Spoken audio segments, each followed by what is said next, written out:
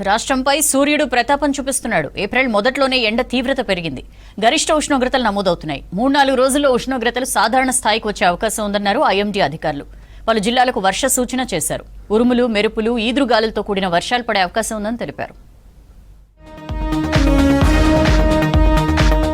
రాష్ట్రంలో ఎండలు మండిపోతున్నాయి. ఉదయం 9 గంటలు దాటితే ఇంటి నుంచి బయటకు రాలేని పరిస్థితి ఉంటుంది. పగలు బానుడి తాపానికి ప్రజలు తీవ్ర ఇబ్బంది పడుతున్నారు.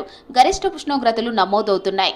ఇవాళ అత్యధికంగా ఆదిలాబాద్ జిల్లా బోరజ్లో 40.8 డిగ్రీల టెంపరేచర్ నమోదైంది.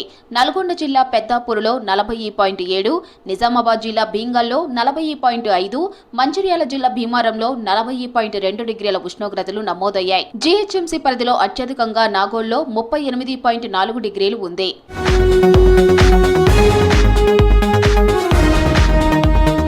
రాబోయే 3-4 రోజుల్లో గరిష్ట ఉష్ణోగ్రతలు సాధారణ స్థాయికి చేరుకునే అవకాశం ఉందన్నారు ఐఎండీ అధికారులు. అక్కడక్కడ వర్షాలు కురిసే ఛాన్స్ ఉందని తెలిపారు. తేలికపాటి నుంచి మోస్తరు వానలు పడతాయన్నారు.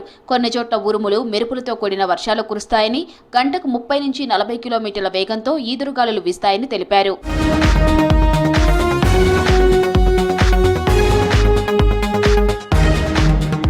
వచ్చే 5 రోజులు పలు జిల్లాలకు వర్ష సూచన చేసింది వాతావరణ శాఖ. ఇవాళ రాత్రి, రేపు కొన్ని ప్రాంతాలకు ఎల్లో అలర్ట్ ఇచ్చింది.